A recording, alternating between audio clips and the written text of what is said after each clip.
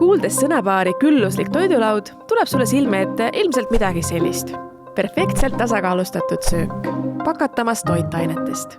Aga nüüd kujuta ette, et perfektne toit on hoopis see. See on tulevikutoit. Täpsemalt öeldes eineasendaja. Selles pulbris peaks sisalduma kõik ained, mida keskmisel inimesel tasakaalustatud toidukorraks vaja. Kiire, taskukohane ja tervislik. Vähemalt nii lubavad reklaamlaused. See olen mina. Ka minul on vahel kiire. Ja teinekord näeb minu lõuna välja selline või kõige halvemal juhul selline. Mitte just eriti tervislik. Otsustasin pulbritootjate ilusad lubadused proovile panna ja süüa nädal aega ainult seda. Perfektse toiduna välja reklaamitud pulbrit.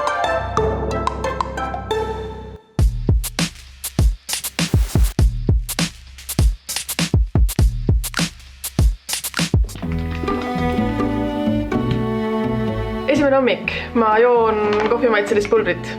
Ärka üles on siin pealkirjas. Ja ärkasin üles.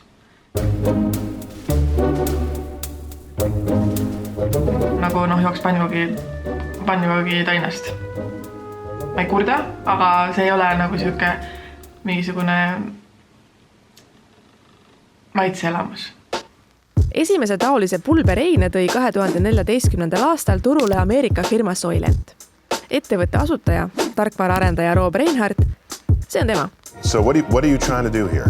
We're trying to make food better. Katsetas seda kõigepealt enda peal. Ta segas kindlad valgud, süsivesikud, rasvad, vitamiinid ja mineraalid kokku ning toitus 30 päeva ainult sellest segust. Mees jäi ellu ja hakkas seda teistelegi müüma.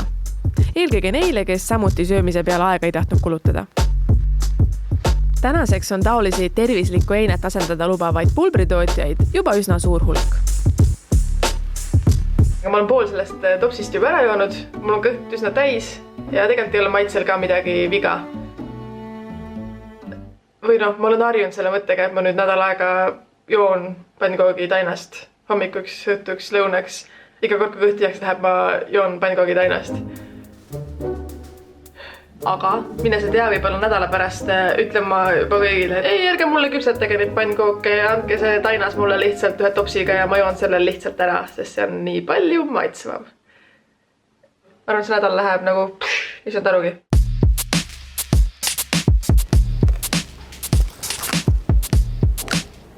Tada! Mis see on?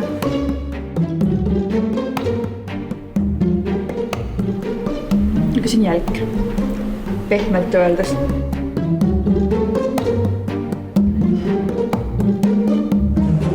Okei, ta on täpselt nii all, nagu ma arvasin. Väga head arvustused ei ole mu pulbril. Aga ma usun, et me leiame vähemalt ühe inimese, kes ütleb, et see on okei asi, mida teha. Võib-olla. No professionaalne toidukriitik vast ikka oskab selle roa juures midagi head välja tuua. Toiduna ta toimib, aga toit ei ole ainult energialisi. See on, kuidas ta välja näeb, kuidas ta teed, kuidas ta lõhnab. Ja see ei ole väga meeldiv. See on nagu piin, täielik piin. Tundub, et suurem osa mu kolleegidest suhtuvad mu pulbrisse ja eriti selle maitsesse väga skeptiliselt. Keegi ei kiida heaks ma seda jooki, ütleb, et see on nii halb. Aga selle asja mõte ei olegi ju see, et ta oleks maitsev, vaid ta ongi see, et ta täidab kõhtu. Ja on tervislik. Kui viineripirukas. Tervislikum kui viineripirukas ta võib olla, aga siin tekib muidugi küsimus, mis on siis tervislik toit? See on toitumisnõustaja ja toidutehnoloog Ene Viiard. Nagu ka mitmed teised spetsialistid, kahtleb ta sügavalt taoliste pulbrite võimekuses tervislikku toitu asendada. Tervisliku toitumise osaks olevaid komponente on ikkagi väga vähe. Mis siin sees on? Kloriid, potassiumkloriid, silikondiioksiid, appi. Silikondioksiid on nendest koostisosadest muidugi ainult üks paljudest. Peale selle on seal veel need ja need.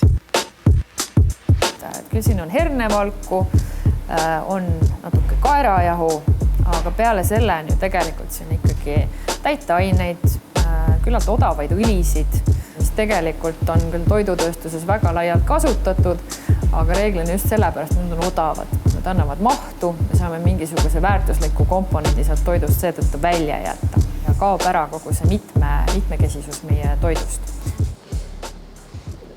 ma millegipärast tunnen, et ma oma kehasse seda väga palju panna ei tahaks nagu. Et ma pigem näen vaeva ja söön päris toitu, kui valiks pulbri.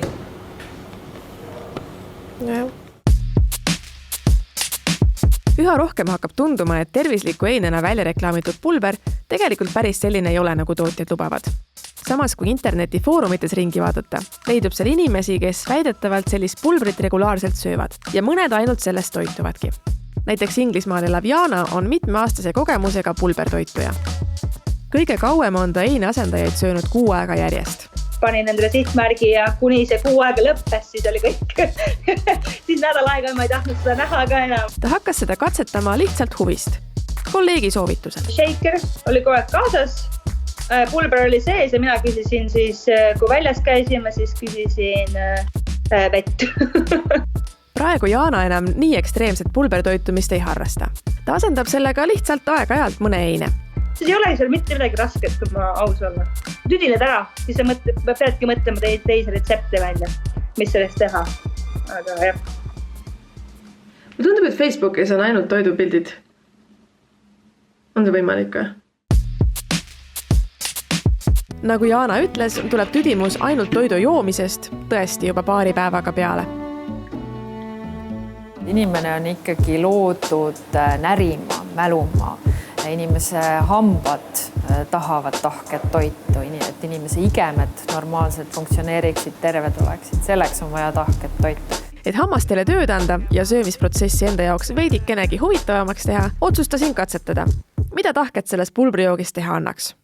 Pannkooke. Siis üks viis oleks veel näiteks neid külmutada. Suppi ilmselt ei teeks või? Ta ei millegi pärast väga panni külge kinni, ma ei tea, kas asi on pannis või asi on selles, et ta on mõeldud ikka praadimiseks.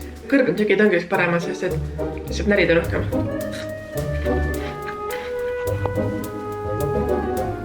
Ja, see on hea mõte, see teatisena hakata sööma. Väga hea, magustööd.